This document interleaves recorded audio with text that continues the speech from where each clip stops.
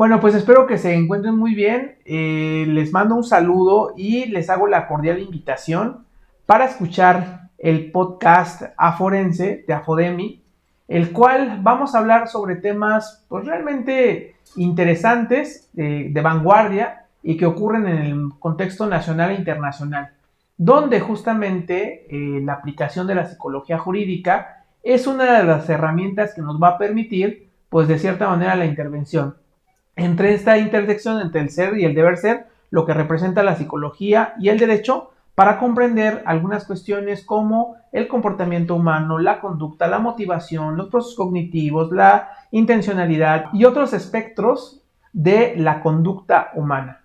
Entonces, bueno, los invito a que conozcan el podcast, a que lo escuchen, a que escuchen también las temáticas que se abordarán y también algunos de los elementos que se verán en este diplomado.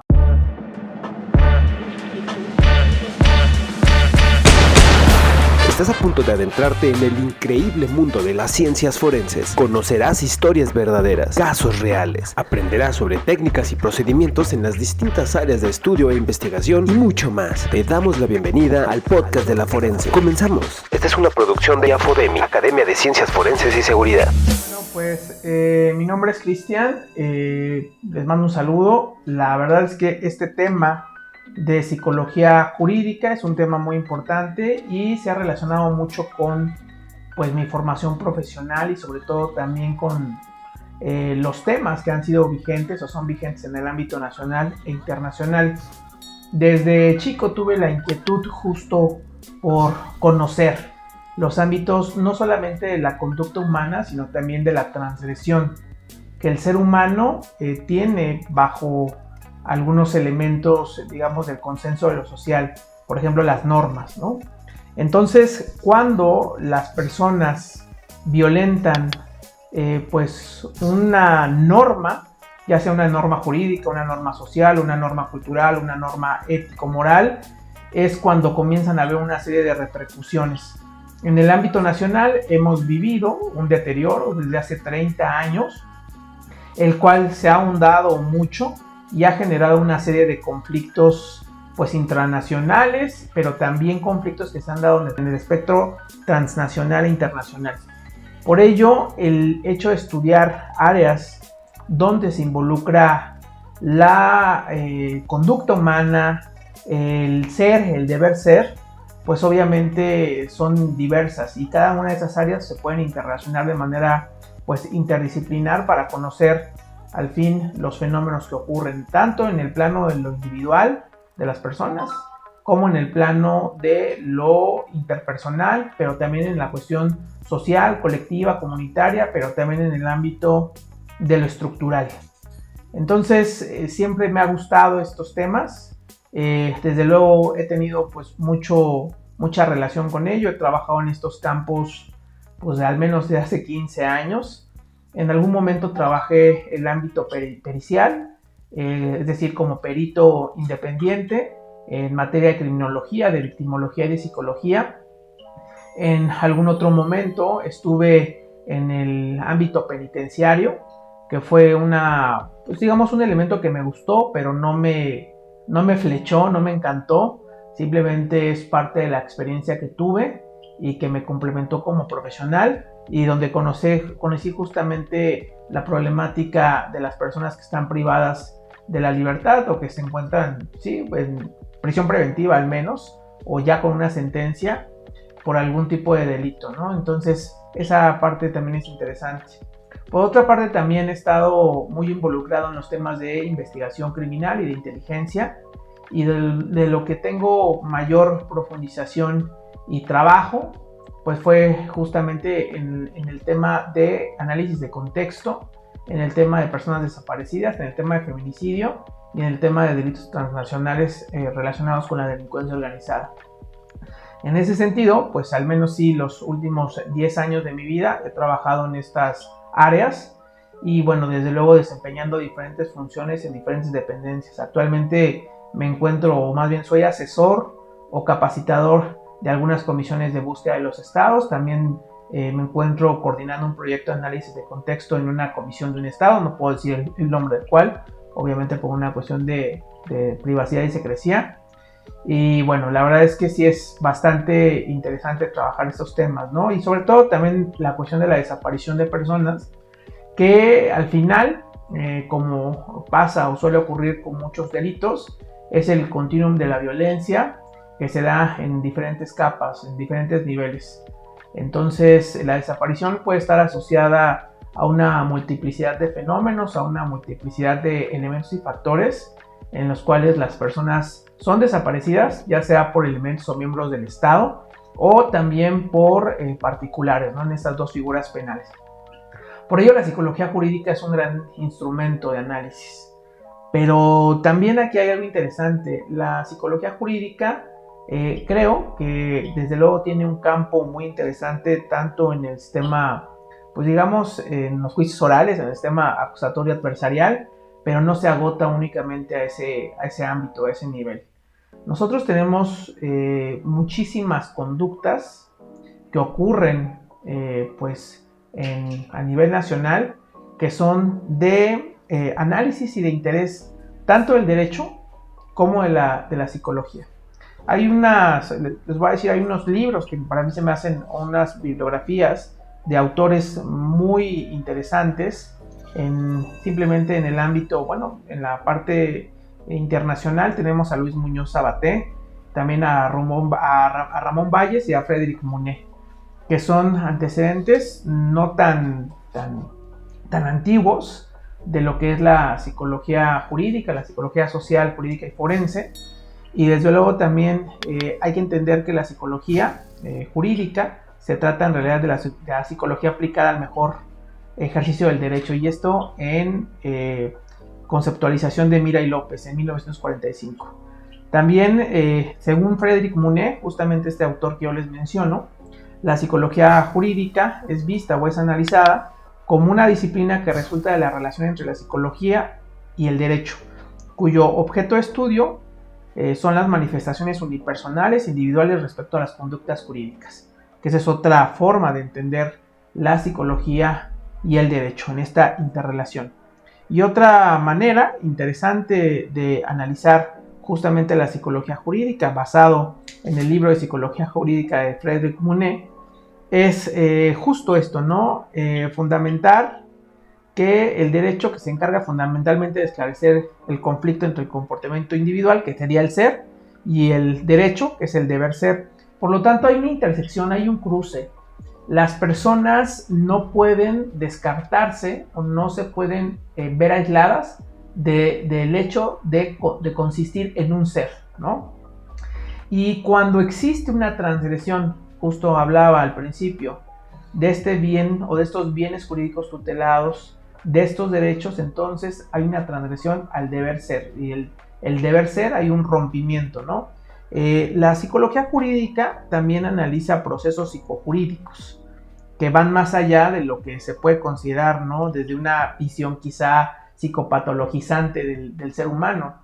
No todos los delitos están asociados a personas que tienen algún tipo de trastorno mental o psicopatología, sino todo lo contrario. Hay conductas que son cometidas, incluso conductas muy graves, donde no se puede psicopatologizar la conducta. Por lo tanto, hay otras dimensiones o niveles de estudio, ¿no? Ejemplo, las personas en sus manifestaciones de fenómenos o procesos psicojurídicos, pues tenemos cogniciones, representaciones simbólicas sobre algunas cosas. Hay todas las personas, independientemente de que cometan delitos o no, tienen una personalidad o la han solidificado. Todas las personas tienen rasgos de personalidad, todas las personas tienen procesos de aprendizaje, tienen procesos cognitivos o tienen funciones psicológicas superiores, hay conciencia, hay voluntad, hay motivación. O sea, hay una serie de espectros que no están reducidos únicamente a aquellos que cometen conductas delictivas, ¿no? Por lo tanto, la psicología jurídica también analiza esto, ¿no? Y otros aspectos como la percepción, la imaginación, la intencionalidad, la moral y muchas otras cuestiones. Entonces, es importante que en esta relación, en esta forma en que el derecho y la psicología se cruzan, se puedan comprender qué son los procesos psicojurídicos. Y justo es en la parte introductoria lo que iremos analizando, lo que iremos viendo. cómo estos fenómenos se interrelacionan y se pueden estudiar para comprender mucho más allá. También suele haber una confusión en cuanto a la psicología jurídica, la psicología criminológica o criminal y la psicología forense.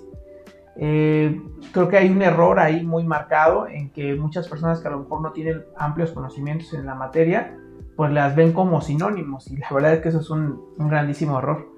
Entonces justo vamos a entender en este curso, en esta parte introductoria, pues que la psicología forense y la psicología criminológica tienen un papel trascendente en algunos de los espectros humanos dentro de los procesos psicojurídicos, pero que en realidad la psicología jurídica, y vamos a hablarlo esto como a nivel de lo que señala, hay otro libro interesante que les recomiendo de Eric García López, de Fundamentos de la Psicología Jurídica, donde menciona justamente este autor, que dice que, bueno, así tal cual, dice, podemos decir que la psicología jurídica es el género, la psicología forense y la psicología criminológica, por mencionar algunas de sus aplicaciones, penitenciaria, judicial, de resolución de alternativa de conflictos, ahora lo que se llama medios alternativos de resolución de controversias, son la especie, y que, bueno, visto de otra forma, la psicología jurídica es el océano, y estas aplicaciones que yo les comento son aplicaciones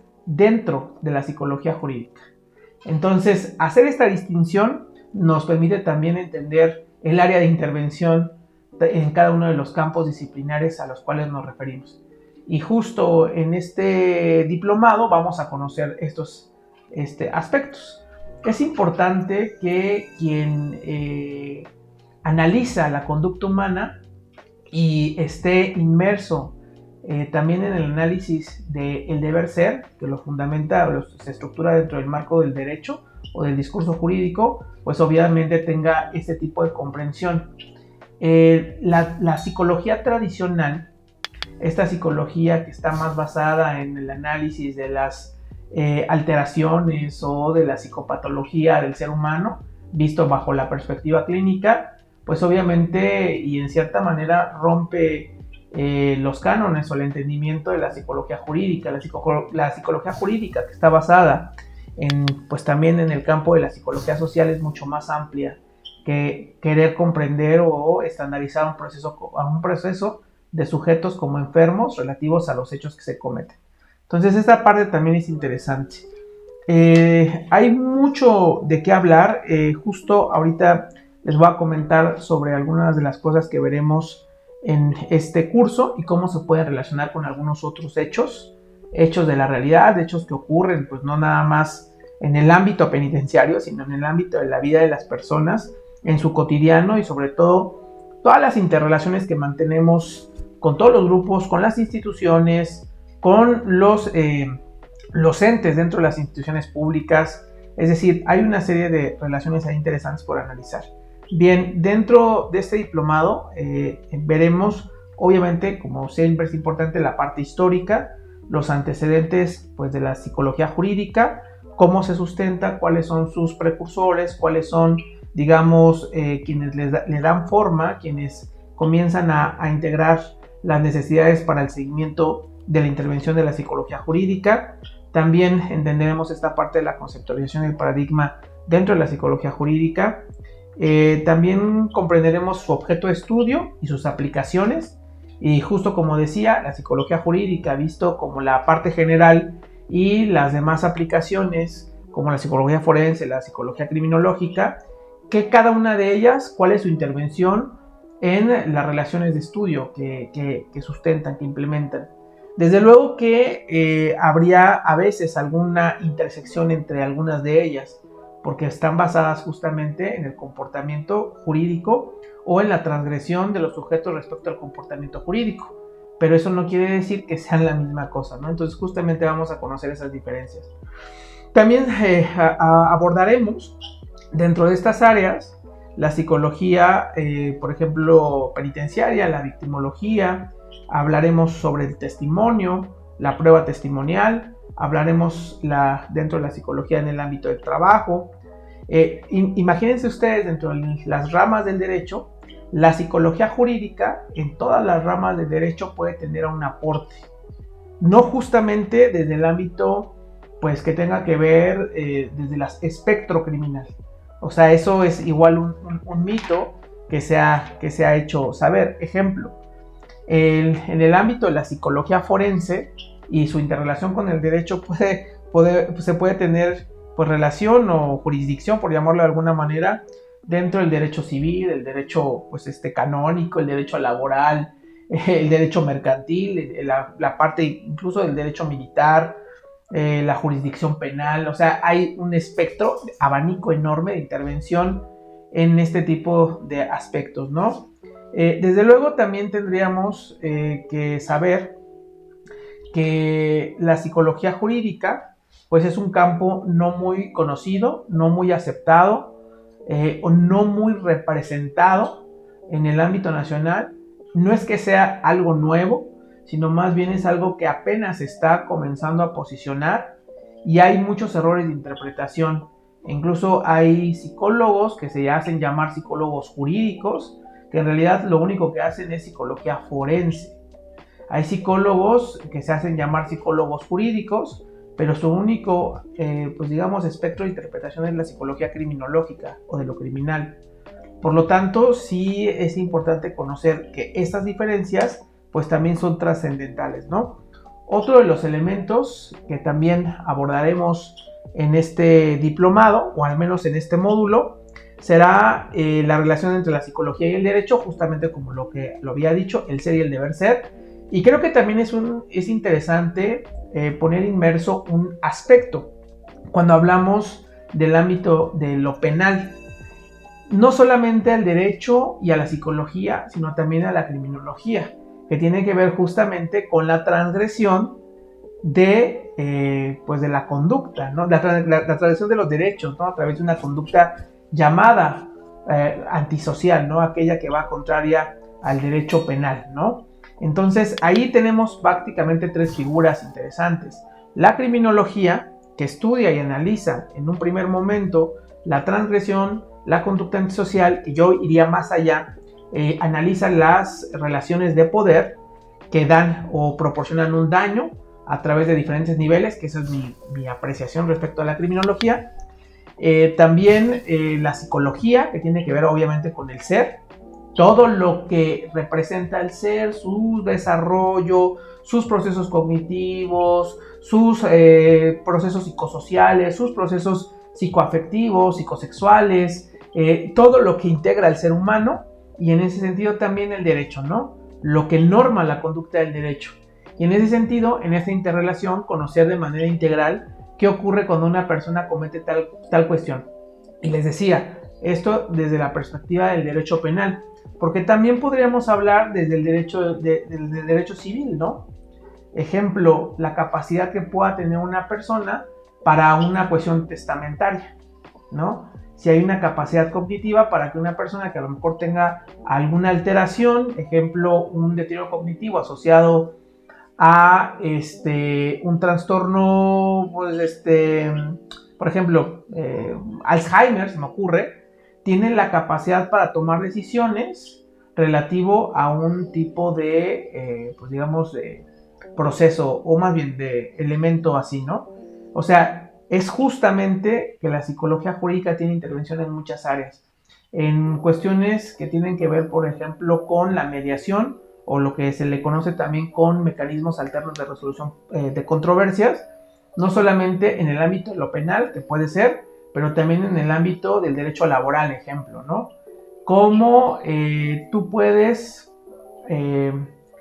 coadyuvar con los procesos de justicia para que se comprendan las necesidades, se comprendan las situaciones, se comprendan pues, las motivaciones relacionadas en el ámbito de lo laboral. Y ahí también es un tema de suma relevancia.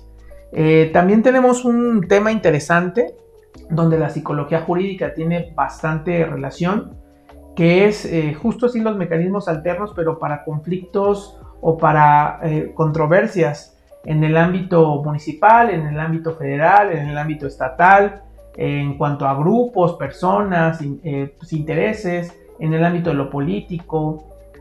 Aquellas personas, por ejemplo, que tienen demandas sociales, que constituyen parte de agrupaciones, cómo la psicología jurídica en la parte de mediación puede establecer un vínculo entre las instituciones y la sociedad civil, por ejemplo, ¿no?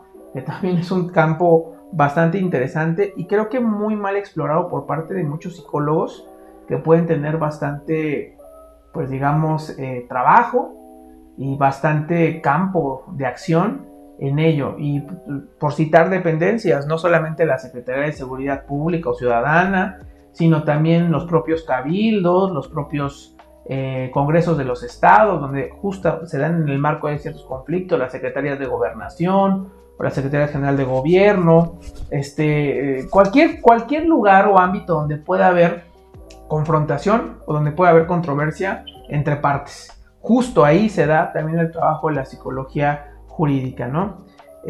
Analizaremos algunas áreas de oportunidad, justamente como lo estoy diciendo. Haremos un análisis integral de la importancia del vínculo y la aplicación de la psicología jurídica en los campos del derecho, justo como había mencionado, en lo penal, que no se reduce únicamente la psicología jurídica al ámbito de lo penal, sino también a lo laboral, familiar, civil, militar, a lo canónico también podría entrar, a fundamentos éticos y jurídicos de la psicología jurídica, y por dar un caso del ámbito de lo familiar. Como ocurre actualmente en una serie de familias integradas o familias desintegradas, que algunos le dirían familia no tradicional, pues obviamente también hay una serie de fenómenos o aspectos que están surgiendo actualmente, ¿no? Un reconocimiento de la comunidad LGBTIQ y más en cuanto al derecho a la adopción. Es un tema que a muchos les causa escozor o les causa molestia, pero en la parte de los derechos humanos también podemos entender que las personas tienen derecho a integrar y a generar una familia. Por lo tanto, el ámbito de la psicología jurídica puede también tener un trabajo de consideración. No es mentira, ustedes pueden buscar datos a nivel nacional que pues en el ámbito, ejemplo, ¿no? Porque siempre se da una correlación entre personas homosexuales que quieren adoptar y siempre se piensa que hay una vulnerabilidad o puede haber una vulnerabilidad por parte de personas de la comunidad LGBTIQ+, para transgredir los derechos de los menores. Y eso básicamente a mí se me hace un estereotipo y se me hace una serie de prejuicios. Pero a nivel nacional hay una estadística justo que en el ámbito del abuso sexual infantil se da en el ámbito de lo familiar, justamente bajo el marco de las familias tradicionales. Entonces es un campo de estudio interesante el poder abrir la posibilidad y el debate y el análisis dentro del ámbito de lo científico para saber y para conocer justamente sobre los derechos de adopción para personas de la comunidad en el marco justo de un matrimonio de personas del mismo sexo, que también esa es otra perspectiva de análisis.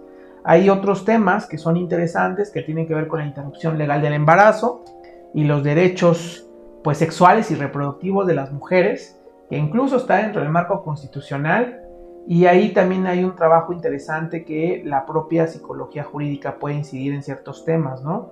Y ahí estamos hablando de cuestiones civiles y familiares, y ahí justo la psicología jurídica puede tener bastante que hacer, ¿no? Otro de los ámbitos que también es interesante es que hay muchas cosas que la psicología jurídica puede intervenir.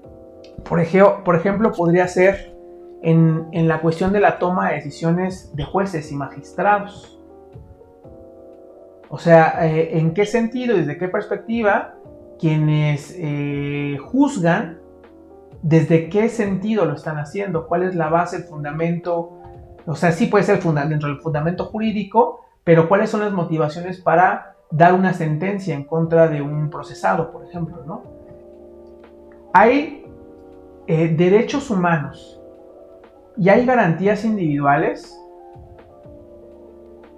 Esto es un mecanismo de protección a favor de las personas, independientemente de que sean delincuentes o no.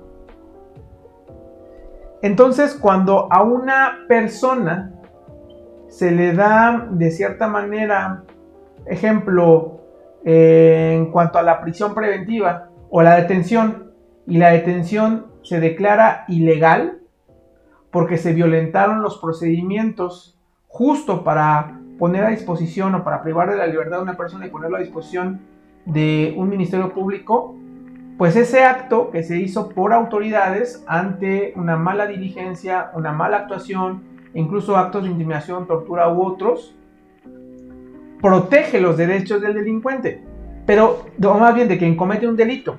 Pero eso no quiere decir que el juez esté liberando al delincuente porque lo está favoreciendo y le está aplaudiendo prácticamente su acción criminal o su actuar criminal o el daño que haya hecho. No, lo que está protegiendo justamente son los derechos fundamentales del individuo respecto a abusos de poder o a malas diligencias que se hicieron, lo que obviamente violenta el debido proceso. Entonces, a veces personas que cometieron delitos, que se sabe que lo cometieron, son liberadas y la gente se indigna, pero a lo mejor en su aprehensión a esta persona se le torturó, se le insultó, se le amedrentó, no se le llevó inmediatamente a ponerlo a disposición de alguna autoridad, sino a lo mejor estuvo sin paradero durante 2 días, donde hubo procesos de tortura, y obviamente cuando llega al Ministerio Público y se va a otras instancias, pues tiene que ser liberado. ¿Por qué? Porque se violentaron derechos fundamentales. Entonces, no es que se esté protegiendo el acto del delincuente, sino más bien actos de abuso a autoridades. Entonces, ahí es un tema interesante también que se pudiera pues abordar desde el ámbito o el trabajo de la psicología jurídica. Hay temas dentro del ámbito de lo penal. Yo hablaba hace unos momentos, cuando estábamos platicando, que hay quien pugna por el incremento de las sanciones penales, o más bien que se juzgue como adultos a menores de edad que cometen ciertas conductas de gravedad, ¿no? Donde obviamente también hay una cuestión, pues hay un debate, ¿no? Si los menores de edad tienen conciencia para cometer ciertas conductas. Y por qué algunos o la mayoría de menores de edad no cometen conductas de tal gravedad, donde implica infringir un daño, al que le llaman ultraviolencia, en contra de alguna víctima. Entonces hay quienes pugnan justamente para que se juzgue a los menores de edad que cometen ese tipo de conductas como mayores de edad. Si hay algunas legislaciones, si no mal recuerdo ahorita, en el Estado de México, por ejemplo, si un menor comete un homicidio doloso, así te puedo imaginar lo más aberrante que haya alguien visto, con toda la intención de infligir daño, con todo el dolo, así que se puede, y con todas las calificativas, la máxima que se le puede dar, si no mal recuerdo, son 6 años de prisión. O sea, no estamos hablando ahí en el tema de justicia para menores, pues no estamos hablando pues de la problemática realmente que subyace sobre una conducta de esta índole, ¿no? De estas características. Entonces, ¿en qué sentido? Ejemplo, pensemos que un menor de 17 o 16 años comete una conducta atroz y una persona de 18, y el de 18 se pueda pasar 50 años en la cárcel, pero el de 17, 16 años únicamente cumple una sentencia de 6. Y hay una disparidad ahí entre la ley, ¿no? Entonces hay que comprender. Ahora, también hablaba hace unos momentos en el caso de, por ejemplo, la justicia transicional, que también es un tema de interés. La psicología jurídica puede estar en este diálogo, en esta conversación, cuando se mencionó por parte de algún legislador, no recuerdo qué legislador, me parece que era Germán Martínez, que era del PAN, después se pasó a Morena, después se fue a un grupo como independiente, político, es senador me parece, y él decía que era importante realizar un diálogo y de cierta manera pues sentarse a platicar con los miembros o los dirigentes de los grupos del crimen organizado en México, ¿no? Y esto también generó una serie de impactos, ¿no? Hubo muchísima gente que estuvo a favor, otras personas que estuvieron en contra.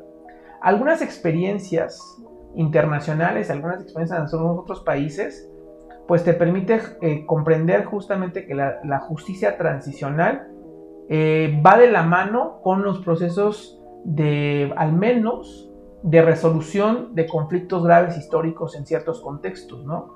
O sea, digamos que se firme pues un armisticio o que haya, digamos, un acuerdo entre partes.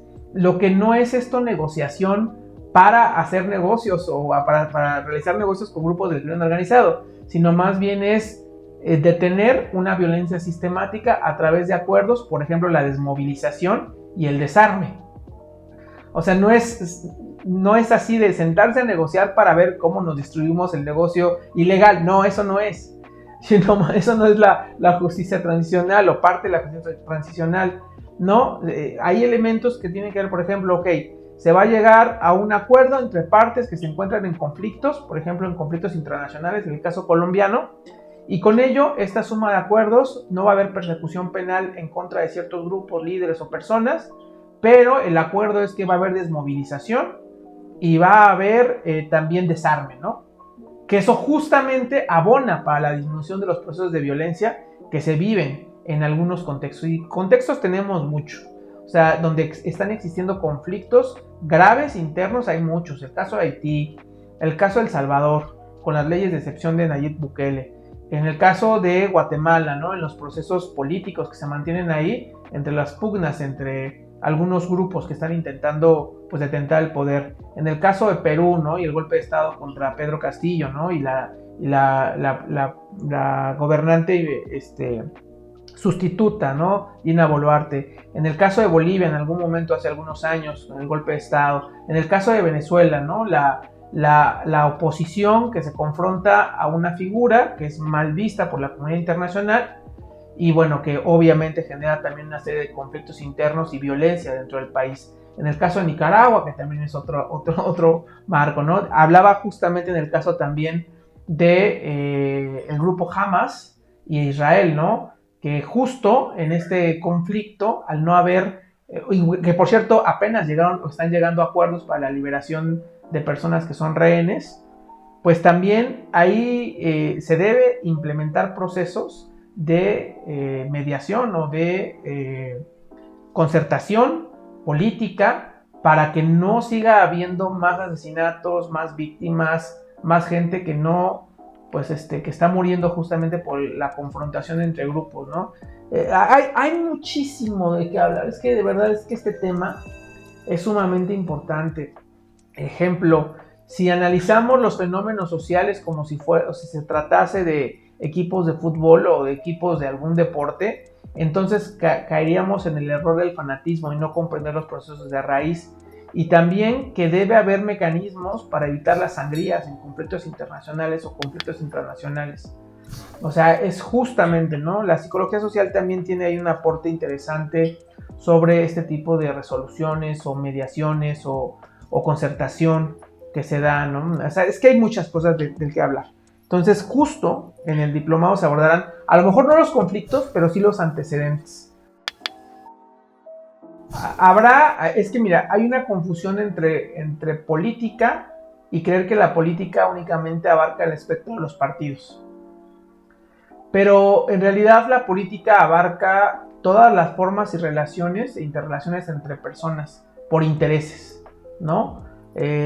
Todos los conflictos internacionales que existen o intranacionales que existen actualmente en el mundo se dan justamente por posiciones o posturas o disidencias políticas. O sea, justo es eso, ¿no? Porque hay quien quiere posicionarse para controlar, para incidir, para expandirse, para negociar, para cooptar, para controlar. O sea, todo se da en el marco de las relaciones entre las personas o los estados o los grupos dentro de los estados, porque alguien quiere incidir por encima de otro, porque alguien quiere mandar o mandatar por encima de otro. Entonces, en ese sentido, también en el marco internacional tenemos eso. Estamos hablando de un país, Estados Unidos, que apoya históricamente a otro país, y un bloque de países que están inmersos, por ejemplo, en los mismos intereses, que serían los grupos que componen la OTAN, o los países que componen la OTAN, contra otros países que de cierta manera están comprometiendo o contrarrestando la hegemonía occidental. Al final son intereses, son relaciones de poder. Dice las relaciones internacionales, es algo interesante, que las relaciones internacionales entienden las relaciones de poder entre los países. O sea, en ese sentido, cualquier país va a tener o va a querer usar cualquier tipo de uso de cualquier instrumento para incidir respecto e influir respecto a un tema que es de su interés.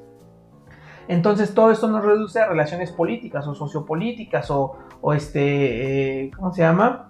Geopolíticas, ¿no? O sea, todos los conflictos se mueven, y es más, conflictos comunitarios.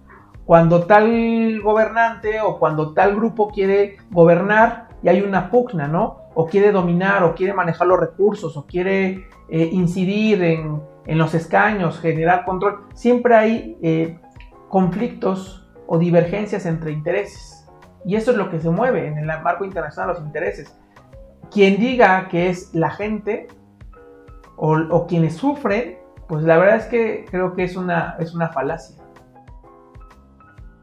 Sí, yo te decía que la psicología jurídica es un campo que no es nuevo, pero que tampoco tiene tanta influencia o tanta presencia en México, ¿no?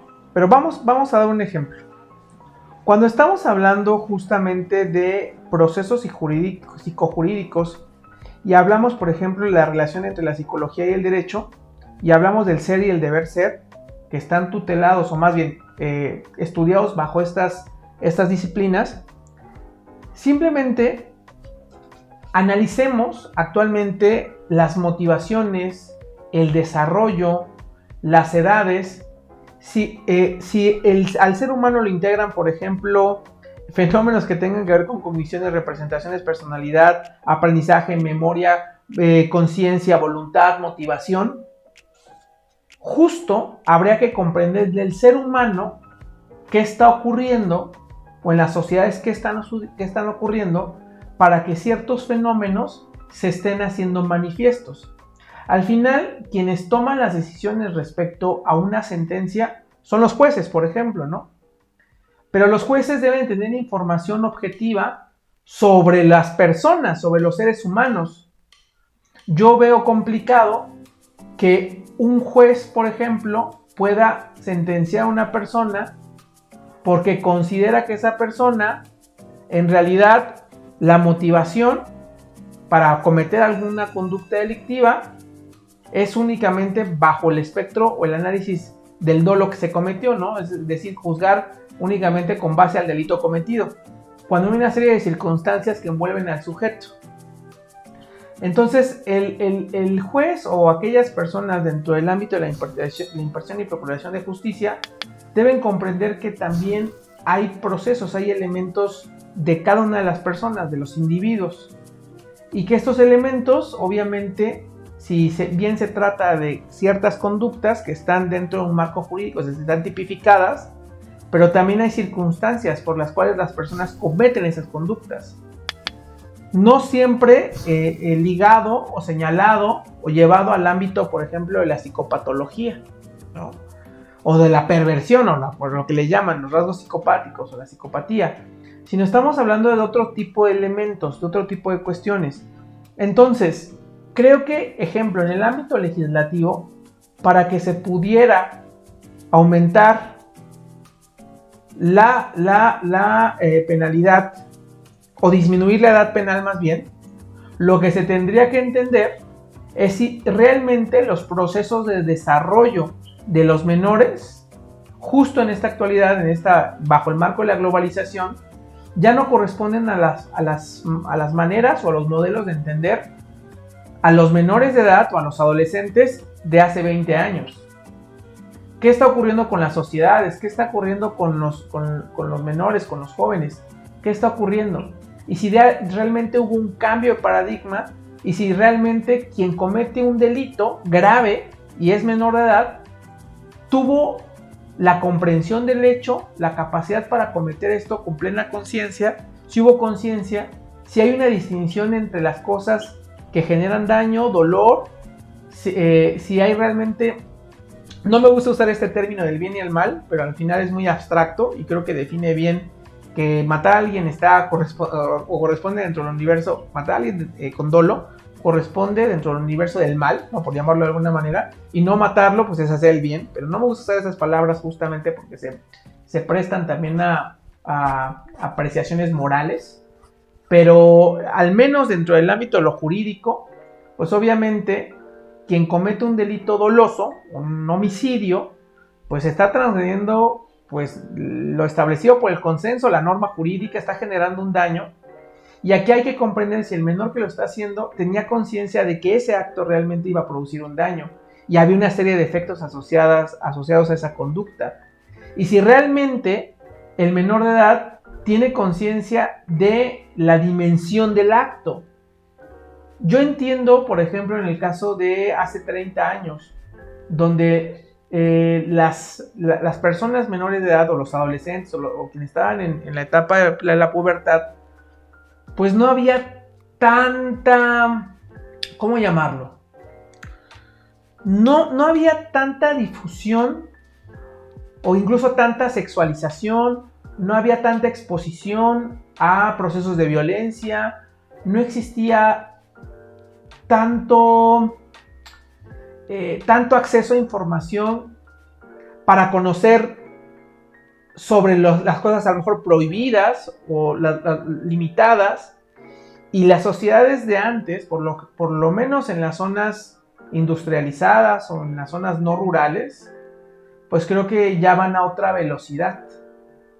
Entonces, si realmente el hecho de juzgar a alguien de 15 años como un menor de edad, como se hacía tradicionalmente, es representativo a las nuevas realidades, de las nuevas modificaciones de las relaciones entre adolescentes, ¿no? Que también es un tema interesante, que se puede llevar al ámbito de lo legislativo y puede incidir.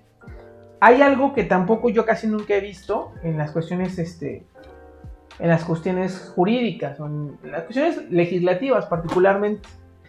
Casi siempre quienes hacen las leyes, pues sí, se puede decir que son los diputados o las diputadas o los representantes, ¿no?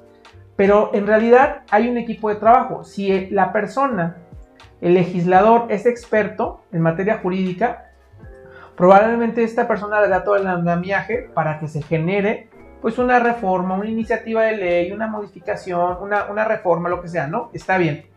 Pero casi siempre hay asesores de por medio y casi siempre son abogados. Pero ejemplo, estos abogados pudieran también coadyuvar con los psicólogos, justamente en la generación de normas jurídicas que comprendan bien a los sujetos y a las sociedades. Tuve una experiencia, no voy a decir en dónde, porque si no me metía en algún problema, pero tuve una experiencia justo hace 3 años. Yo participé en varios momentos en asesoría a algunos legisladores de algún congreso de algún estado. Y recuerdo muy bien, la iniciativa era aumentar la penalidad en el delito de estupro. Ese era el objetivo. Y era incrementarlo, si no mal recuerdo, incrementarlo de... no me acuerdo cuál es ahorita la penalidad máxima, creo que eran 10 años o algo así, son 10 años, pero hay que incrementarla a 30. El incremento de la sanción no me queda claro que sea claro o correspondiente. Y puse un ejemplo en ese momento. Justo estaban en Comisiones Unidas haciendo un debate, ¿no? Sobre esto. Había una legisladora de un partido, que no voy a decir tampoco qué partido ni qué legisladora, que tenía conocimientos jurídicos y dijo, eso es una aberración. Entonces, justo en ese momento yo empecé a mandar mensajitos a los legisladores y les dije, no es posible hacer algo así. ¿Por qué? A ver, tan sencillo. Imagínense ustedes que el estupro se da en el contexto de una relación de una menor de 17 años y un mayor de 19 años. O sea, la brecha de edad no es tan amplia para decir que hay un desfase y un aprovechamiento del que es mayor de edad. Entonces yo decía, imagínense ustedes que se le dé una pena privativa de la libertad a un joven de 18 o 19 años porque anduvo con una menor de 17, donde la diferencia es 1 o 2 años, y se le da una pena privativa de 30 años. O sea, en ningún sentido esa sanción tiene que ver con nada reparatorio o con resarcir el daño social o a la víctima, sino el objetivo es únicamente estigmatizar al sujeto y pues deshacerle prácticamente su vida, ¿no? Entonces, si la motivación de la pena es que el sujeto, pues de cierta manera, pues se reinserte a la sociedad, que haga conciencia del hecho, que repare el hecho de lo cometido, que sea ejemplar a la sociedad, que sea incluso un mecanismo preventivo para evitar que eso ocurra, pues también puede ser un motivo para todo lo contrario, ¿no? No para la reinserción, sino más bien para generar un daño sustancial y profundo en el sujeto, ¿no? Entonces les decía, a ver, es que no tiene sentido el aumentar la penalidad. Y al final ya no pasó, pero lo intentaron. Entonces habrá quienes digan, es que sí se debe dar una sanción más alta. Entonces digo, a ver, ¿realmente existe una diferencia trascendental entre una joven de 17 y uno de 18? O sea, ¿realmente existe una disparidad? Pensemos dos jóvenes de una ciudad. ¿Existe una disparidad? Entonces, ahí creo que de manera arbitraria a veces la justicia no logra diferenciar y no logra comprender que hay otros fenómenos atrás, que hay otros procesos atrás. Entonces ese es un tema también interesante, ¿no? Que se puede abordar, y decía que los psicólogos y los criminólogos deberían de estar trabajando en los ámbitos también legislativos, para que no sean únicamente abogados o que sean abogados con formación también en la comprensión de la conducta humana, quienes realicen e instrumenten leyes, reformas o modificaciones que puedan impactar a la vida de todos los ciudadanos, que al final también ese es un trabajo importante que se podría hacer. Entonces sí, si bien tú decías, yo he trabajado en muchos ámbitos, en Secretaría de Gobernación, en comisiones de búsqueda, en procesos de investigación en Fiscalía, fui comisionado ¿cuál comisionado? Fui consejero de la Comisión Estatal de Derechos Humanos del Estado de Puebla, electo por el Congreso del Estado. Entonces justamente todo esto me ha dado herramientas para comprender pues desde una manera interdisciplinar los fenómenos que ocurren en el devenir de la vida del ser humano, ¿no? De la historia, los procesos sociales, porque si lo juzgamos y lo vemos desde un sentido frío, como a veces suele ser la ley, una ley fría, la justicia a veces es fría, no se logra distinguir, diferenciar, ampliar un espectro del entendimiento tanto de los individuos como de las sociedades. Al final, creo que la justicia tiene que humanizarse, ¿no? No solamente a favor de quienes cometen delitos, sino a favor de aquellas personas que son víctimas de los delitos, que también es otro espectro importante, ¿no? Hablaba justo de la justicia transicional, o hablaba de la reparación del daño, de la reparación integral del daño, que es un tema también importante. A ver, reparación integral del daño. Pues la reparación integral del daño, vista bajo diferentes parámetros, pues puede abarcar muchísimas cosas.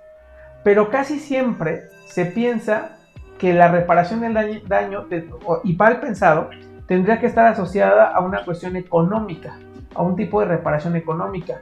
Y justo yo te platicaba que cuando a una víctima, ejemplo, indirecta o secundaria de desaparición forzada, que su familiar no ha sido localizado, tú le preguntas de qué manera el Estado pudiera coadyuvar o ayudarle a reparar el daño que ha sufrido con la desaparición de su familiar.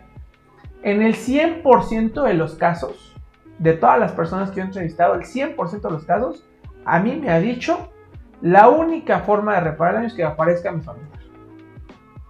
Entonces, cuando se intenta reparar el daño a través de una cuestión económica, creo que también es una toma de decisión, incluso hasta en algún sentido insensible o abusiva por parte de quienes pues están en esta toma de decisiones.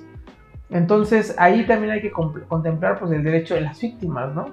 Hay muchas cosas que ocurren, pero justo vamos a conocer en este diplomado cómo la psicología jurídica puede ser una herramienta para la humanización de la ley y la justicia. Justamente eso. Voy a poner un ejemplo, y perdón que hable mucho del tema de desaparecidos, pues es el tema del que trabajo. O el de feminicidios, que también es otro tema. Mira, hace 13 años, si no mal recuerdo, 12 o 13 años, asesinaron a una mujer en el Estado de México, en el municipio de Chimalhuacán. Y decían que se había suicidado. ¿Quién lo dijo? Su expareja. Y de hecho era un policía, era un comandante de Chimalhuacán, del Estado de México. Entonces, pues la única persona que no creyó eso, o las únicas personas, fueron los familiares de Mariana Lima, ¿no?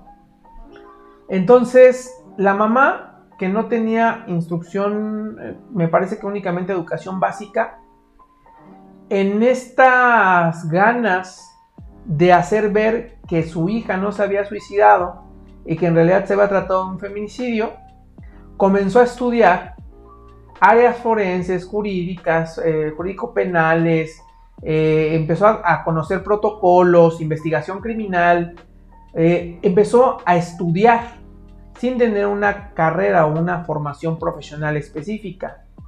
Actualmente la señora Irinea Buendía es integrante de colectivos de víctimas, particularmente de feminicidio, y es alguien que de manera, pues básicamente autodidacta, y a través obviamente de todo el trabajo que hizo dentro de los colectivos, o que ha hecho dentro de los colectivos, pues yo puedo decir que sabe y más que muchos abogados o abogadas.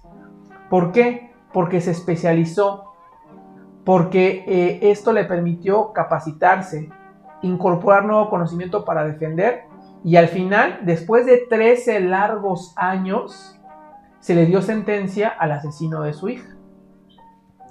Pero gracias a ella. Y obviamente sí, al cobijo de las organizaciones de la sociedad civil, como el Observatorio Ciudadano Nacional de Feminicidios, por ejemplo. Pero gracias a su tesón, a su persistencia, a su plasticidad neuronal, gracias a su valentía, porque fue amenazada su hija, otra hija, fue amenazada ella, sufrieron atentados. O sea, gracias a ello, pues se incorporó. Entonces, este tipo de temas creo que lo pueden estudiar cualquier persona que quiera conocer un poquito más sobre la humanización de la justicia, sobre la intersección de la psicología con el derecho, sobre los mecanismos alternos, sobre los conflictos que se dan y la manera de resolverlos, sobre las motivaciones, sobre la personalidad, sobre todo lo que ocurre en el espectro humano. Entonces, no es específicamente una formación. Claro, para poder trabajar ya en estos ámbitos, para que tú puedas ser perito, requieres obviamente una certificación, una cédula, eso es otra cosa. Pero para la defensa, para el conocimiento, cualquier persona yo creo que puede o debe saber sobre estas cosas. Saber qué hacer en el caso de que sea víctima de un delito, ¿no? Saber cómo moverse, qué instrumentar, a dónde llegar, ¿no? Básicamente, cómo salvaguardarse, cómo defender pues, su integridad, sus derechos. O sea, yo creo que estos temas podrían ser, pues, para cualquier persona. Obviamente ya en el ámbito de lo laboral sí tiene que ser un perfil específico para poder ejercer. Esa es otra cosa.